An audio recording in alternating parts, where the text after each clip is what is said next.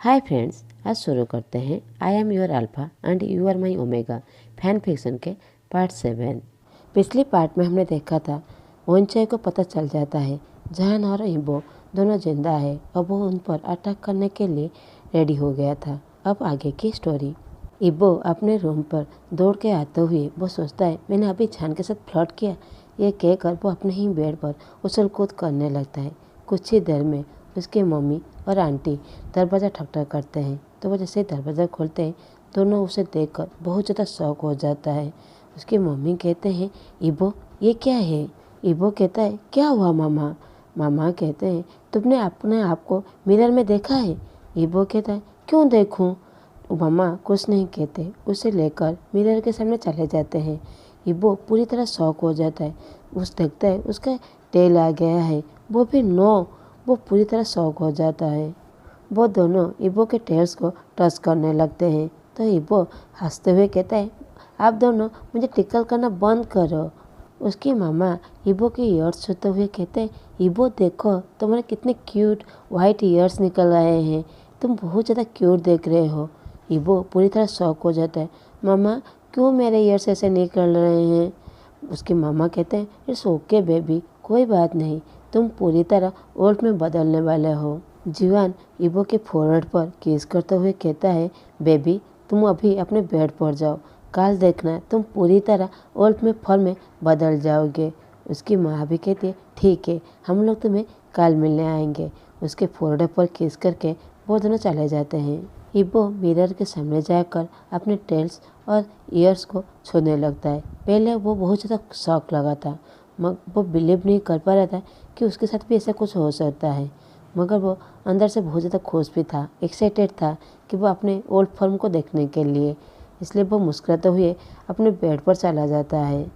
जीवान और लानी दोनों लिविंग रूम में बैठे हुए थे, जो अपने बच्चों के लिए बहुत ज़्यादा वरीड थे। लानी कहती है अभी इबो भी ओल्ड फॉर्म में बदलने वाला है, हम उन दोनों को कैसे छुपाएंगे? जहान के मामले में थोड़ा सा सिंपल था, मगर हम इबो को कैसे छुपाएंगे? ये तो बहुत ज़्यादा डिफिकल्टी होगा। जीवान बड़ी सांसें छोड़ते हुए कहता है पता नहीं अब क्या होगा, काश हमारे हस्बैंड हमारे साथ होते तो कुछ प्लान कर पाते। हमारे दुश्मन तो अपनी शैतानी चाल शुरू भी कर चुके हैं, अब हम लोग क्या करेंगे? कुछ देर के लिए वहाँ पर टेंशन का माहौल छा जाता है। तो जीवान बात को बदलते हुए कहता है मुझे हमेशा लगता था कि जान का 9 टेल होगा, मगर वो तो इबो का हो गया। तो लैनी मुस्कुराने लगता है। वो कहता है वो तो तुम्हारे पेट में हमेशा शांत ही था, मगर इबो हमेशा अंदर में बहुत ज़्यादा बदमाशी कर रहा था। तो दोनों मुस्कुराने लगते हैं। अगले दिन सुबह जान की आँख खोलती है अपने बेटे के रोने की आवाज़ से। वो उठकर अपने बेटे को गोद में लेकर उसे लोरी सुनाता है। कुछ ही देर में जीवन अपने पापा के गोद में ही सो जाता है।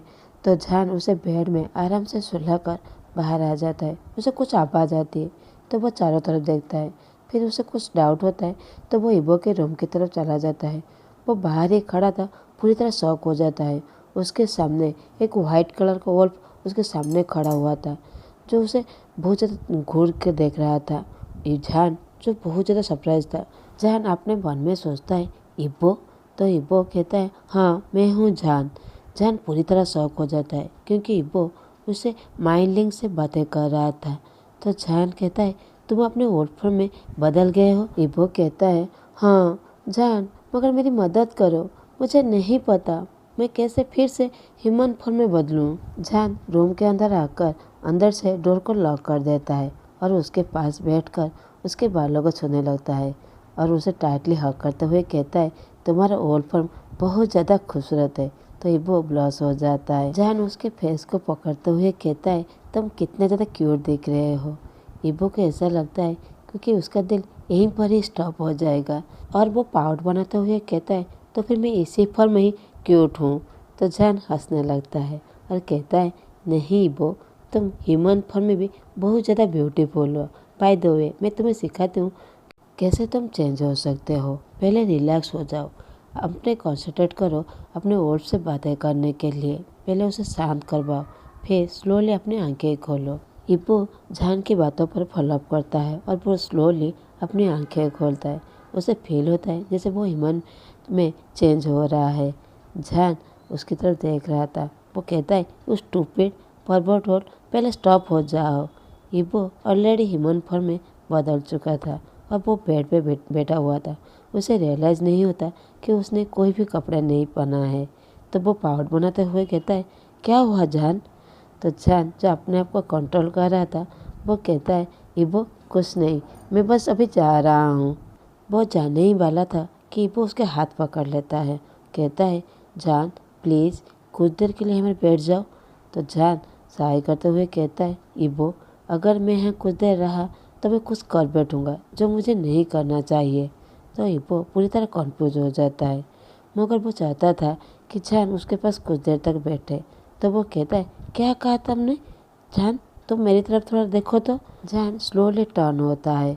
वो नहीं चाहता था कि इबो की तरफ देखे, मगर वो इबो कहकर उसकी कमर को पकड़कर अपनी तरफ खींच लेता है। इबो पूरी तरह शॉक हो जाता है। जब उसे एहसास होता है तो वो नीचे की तरफ देखने लगता है, जो कि वो पूरी तरह नेकेड है और जान के बाहों में है। तो उसे बहुत ज़्यादा एम्बैरेसमेंट फील होता है। तो वो जान को पुश करने ही वाला था कि जान कहता है, आई एम सॉरी। ये कहकर उसके लिप्स को बाइट कर लेता है और बाहर से ज़ोरदार से आवाज़ आती है। जब वो देखते हैं कि उसकी माँ और सारे भाई बहन बाहर खड़े होकर चिल्ला रहे थे। वो सभी फ्रोज हो गए थे जब वो देखते हैं कि वो पूरी तरह नेकेड है और जान को गले लगा हुआ है। तो इबो बहुत ज़्यादा एम्बैरेसमेंट होकर वो साइडली अपने आप को छुपाने लगता है और कहता है, अब सब यहाँ से चले जाओ। तो सभी वहाँ से फटाफट गायब हो जाते हैं। इबो को बहुत ज़्यादा शर्म आ रहा था। तो जान उसे टाइटली पकड़ते हुए कहता है, इबो तुम मुझे बहुत ज़्यादा टॉर्चर कर रहे हो। तो इबो रोते हुए आवाज़ में कहता है, क्या? जान उसके आंसू को किस करते हुए कहता है, बेबी मत रो। और उसे कहकर उसकी पूरी फेस को देखने लगता है और उसके लिप्स पर हॉट किस करने लगता है। वो किस धीरे धीरे उसके नेक के पास आ जाता है। वो वहाँ पर उसके किस करके उसे लव बाइट देने लगता है और धीरे धीरे उसके चेस्ट पर आ जाता है। उसका पूरा हाथ उसके पूरे बॉडी पर जैसे वो छूने की कोशिश कर रहा है, जैसे उसे महसूस कर रहा है। इबो जो अपने आप को कंट्रोल नहीं कर पाता, वो अपने दोनों लेग्स को उसके वेस्ट के चारों ओर घुमा लेता है। तो उसी टाइम हब्बा बे कड्डी की तरह जाओचंग बाहर से चिल्लाने लगता है कि जान बाहर जल्दी आओ, हमें अभी सेकेंड निप्पू की कोई ज़रूरत नहीं है, जल्दी बाहर आओ। इबो बहुत ज़्यादा एम्बैरेसमेंट हो जाता है तो वो अपने फेस को छुपाने लगता है, मगर जान रुकने का नाम ही नहीं ले रहा था। तो इबो मौन करते हुए कहता है, जान प्लीज़ रुक जाओ। मगर जान उसे रोक नहीं रहा था। वो बस उसे किस ही चारों तरफ करने जा रहा था। तो इबो कहता है, क्या कर रहे हो, रुको ना। तो जान सड़ा हुआ मुंह करके बैठ जाता है और कहता है, आई एम सॉरी। और इबो बाथरूम की तरफ दौड़ने लगता है और जान वहीं पर ही बैठ जाता है, अपने आप को शांत कराने लगता है। कुछ देर बाद इबो पूरी तरह ड्रेसअप होकर लिविंग रूम की तरफ आ जाता है, जहाँ पर पूरे परिवार वहाँ पर बैठे हुए थे। उसकी चिक्स पूरी तरह रेड हो गया था। वो आकर जान के पास आकर बैठ जाता है। जान ईजान को खिला रहा था। जान जब उसकी तरफ देखता है तो इबो अपनी नज़रें चुराने लगता है। वो उसकी तरफ नहीं देख रहा था। तो इबो को जान को अच्छा नहीं लगता, तो वो फिर से ईजान को खिलाने लगता है। जब उसे तिरछी नज़र से देख रहा था तो वो देख रहा था, मगर जैसे ही उसे एहसास होता है कि जान उसे देख रहा है, वो फिर से सर अपना झुका लेता था। जान मुस्कुराते हुए अपने बेटे को खिलाने लगता है। ये सब कुछ देखकर उनके पूरे फैमिली बहुत ज़्यादा मुस्कुरा रहे थे और सब कुछ एंजॉय कर रहे थे। कुछ ही देर में लैनी और जीवन को एहसास होता है कि उनका मेट आ गया है। तो वो दौड़ के जाकर अपने हस्बैंड के गले लग जाते हैं। कुरेन हाइक्वान और इबो को अपने गले लगाता है। तो फेंगमैन जान के पास आकर कहता है, जान तुम कैसे हो और तुम्हारा बो? तो जान उसे रोकते हुए कहता है, डैड मैं पूरी तरह ठीक हूँ, ये कोई बड़ी बात नहीं है मेरे लिए, अगर मैं इजीली मर जाऊँ। ये कहकर बड़ी जोर से हंसने लगता है, मगर फेंगमैन बहुत ज़्यादा गुस्सा हो जाता है अपने बेटे की बात सुनकर। उसे गुस्से से देखने लगता है और कहता है, मगर जान तुम मेरे। फिर से जान उसे रोक देता है, कहता है, डैड प्लीज़ ये कोई बात नहीं है, पहले हमें हमारे प्रॉब्लम पर फोकस करना पड़ेगा। मेरा प्रॉब्लम कोई बड़ी बात नहीं है डैड। पेंगुइन बड़ी सी सांसें छोड़ते हुए कहता है, तुम हमेशा ऐसा ही हो, खुद से पहले दूसरों के बारे में सोचते हो। जॉन मुस्कुराते हुए सबकी तरफ देखता है, जो सभी उस पर गुस्से से देख रहे थे, और इबो की तरफ देखता है, जो उसे कुछ समझ में नहीं आ रहा था कि क्या हो रहा है। उसे बस सरप्राइजली उसे देख रहा था। तो जॉन उसे विस्पर करते हुए कहता है, आई लव यू। कुछ देर बाद पेंगुइन और कोरेन एक फैमिली मीटिंग बैठाते हैं, जहाँ पर उनकी माँ कहते हैं कि इबो की सेकेंड फॉर्म ऑलरेडी शो हो चुका है। पहले दोनों डैड थोड़ा सा घबरा जाते हैं, मगर फिर शांत होते हुए अपने बच्चों से अभी के सिचुएशन के बारे में सभी बातें करते हैं, सभी इन्फॉर्म करते हैं। पहले तो सभी शॉक हो जाते हैं, पहले पैनिक करने लगते हैं, मगर सभी को समझाते हैं। मगर सबसे ज़्यादा इफेक्ट तो इबे को हुआ था। जब वो सुनता है कि उसे ओवेंस चाहते हैं, तो वो बहुत ज़्यादा पैनिक करने लगता है और बहुत ज़्यादा घबराने लगता है। तो जॉन उसे काम डाउन करता है और जॉन कहता है, कुछ भी हो जाए मैं तुम्हें पहले प्रोटेक्ट करूँगा। तो इबो थोड़ा सा शांत हो जाता है और उसी के यार में वो सो जाता है। जॉन पहले इबो को लेकर उसके बेड में सुलाकर फिर उनके पास आ जाता है। तो पेंगुइन कहता है, जॉन ऑलरेडी टाइम बीत चुका है, पहले हो या फिर बाद में वो लोग हम पर अटैक करने ही वाले हैं। तो जॉन कहता है, हमारे पास भी कोई चांस भी नहीं है फाइट के अलावा। तो सभी उसकी तरफ शौक से देखने लगते हैं। तो पेंगुइन कहता है, जॉन तुम कैसे लड़ोगे, तुम्हारी तबीयत ठीक नहीं है। तन जॉन गुस्सा हो जाता है और कहता है, तो फिर आप क्या चाहते हैं, मैं यहीं पर बैठे रहूं और मैं अपने मेट को ले जाने दूं? बिल्कुल नहीं, मैं उन्हें किसी को नहीं ले जाने दूंगा, मैं सभी को मार डालूंगा। और शांत होते हुए कहता है, मैं किसी को भी अपने मेट को छूने नहीं दूंगा, चाहे मैं मर ही को ना जाऊं। ये कहकर इबो के रूम की तरफ चला जाता है, जो पीसफुली सो रहा था।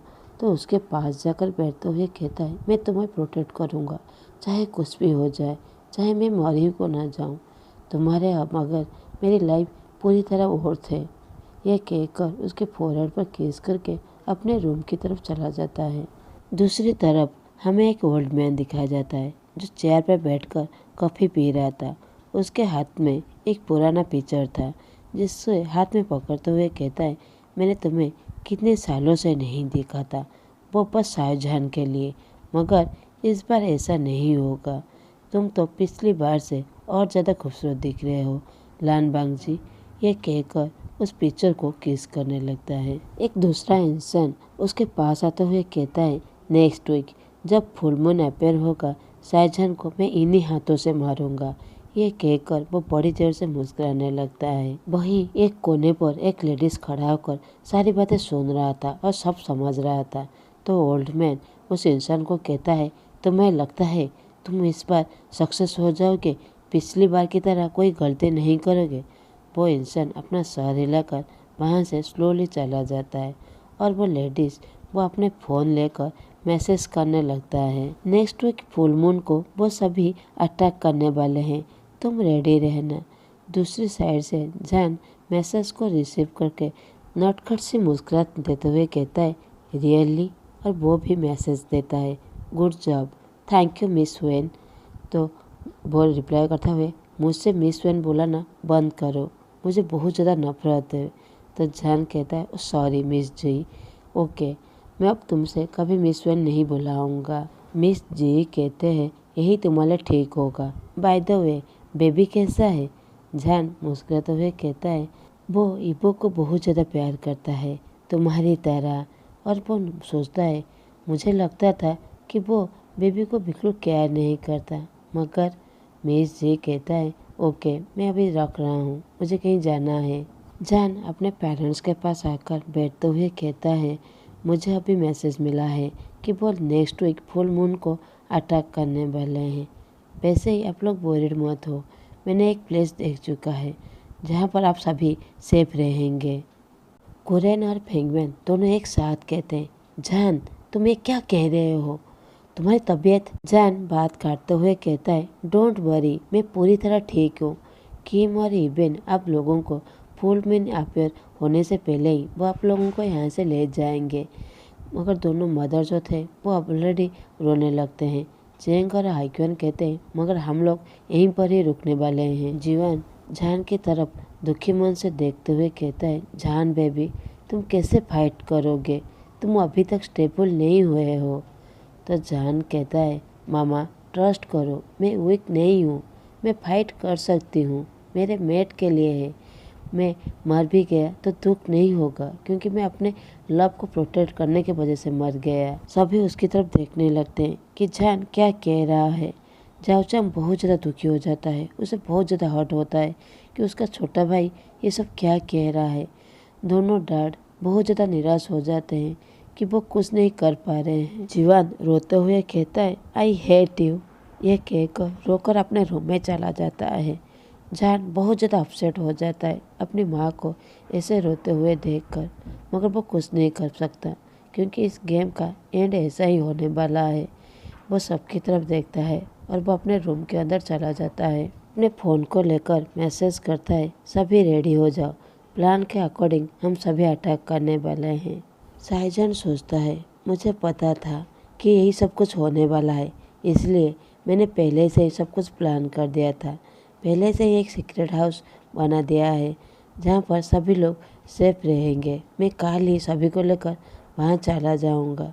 मुझे पता है उन सब के लिए ये सब कुछ हार्ड होगा, मगर मैं सभी को इसे हर्ट होते हुए नहीं देख सकता। मुझे माफ़ कर दीजिए, मुझे ये सब कुछ करना ही पड़ेगा। ये कहकर वह अपने बेटे को देखने लगता है जो उसकी तरफ देख रहा था। उसे कहता है, तुम बहुत ज़्यादा क्यूट हो और तुम उसकी तरह ही देखते हो। हमेशा खुश रहना और अच्छे से बिहेव करना। तुम मेरा वेट करोगे ना। ईजन जैसे हंसने लगता है, जैसे वो सब कुछ समझ गया। वह अपने हाथों को क्लैप करने लगता है। जान मुस्कुराता है और अपने क्लोजेस्ट के पास जाकर उसके सारे कपड़े को पैकिंग करने लग जाता है। कुछ देर बाद जान सब कुछ पैकिंग कर लेता है और ईजन को अपनी गोदी में लेकर उसे चारों तरफ किस करने लगता है। उसी वक्त डोर को कोई नॉक करता है। जान कहता है, डोर खोला है, अंदर आ जाओ।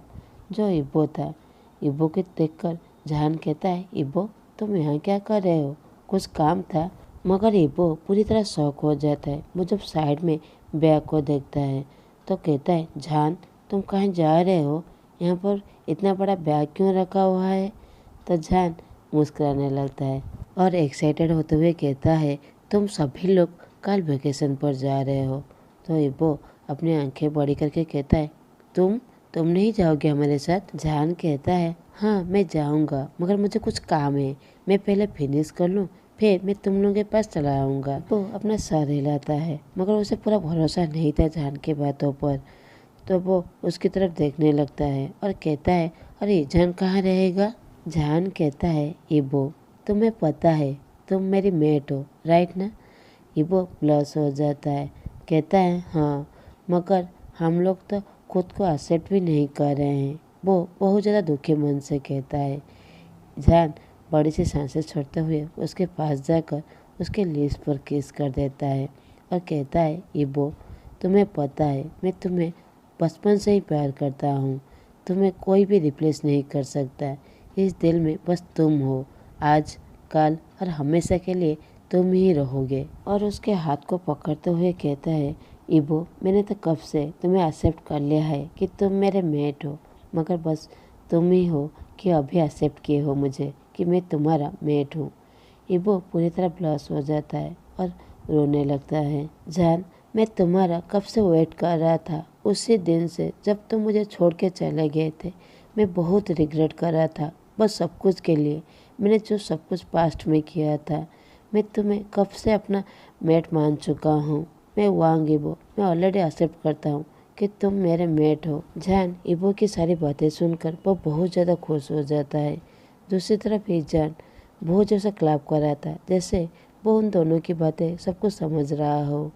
तो जान इब्बो को टाइटली हग कर लेता है और कहता है, I love you, I really love you वांग इब्बो। तो इब्बो रोते हुए कहता है, मैं भी तुमसे बहुत ज़्यादा प्यार करता हूँ शाहजान। जान अपनी बेबी की तरफ देखते हुए कहता है, बेबी तुमने सुना अभी क्या कहा उसने। मैंने तुम्हें कहा था ना मैं उसका दिल ज़रूर जीत लूँगा। देखो, वो अभी तुम्हारा मामा है। ईजान क्लैप करने लगता है और अपने हाथ उठाता है तो इबो उसे अपने गोदी में लेकर उसके फोरहेड पर किस करता है। जैन इबो की तरफ देखते हुए कहता है, इबो, क्या तुम हमारे बेटे का थोड़ा सा ख्याल रख सकते हो? मैं इन दोनों बहुत ज़्यादा बिजी हूँगा, इसका ख्याल नहीं रख पाऊँगा। तुम इसका ख्याल रख लोगे? तो इबो मुस्कुराते हुए कहता है, ऑफ कोर्स, वो मेरा बेटा है, मैं उसे अच्छे से ख्याल रखूँगा। तो जैन मुस्कुराता है और थोड़ा सा रिलीफ फील करता है। इसका पार्ट हम यहीं पर ही ख़त्म करते हैं। आप लोगों को मेरा ये एक्सप्लेनेशन अच्छा लगे तो प्लीज़ लाइक, कमेंट और सब्सक्राइब कर दीजिएगा।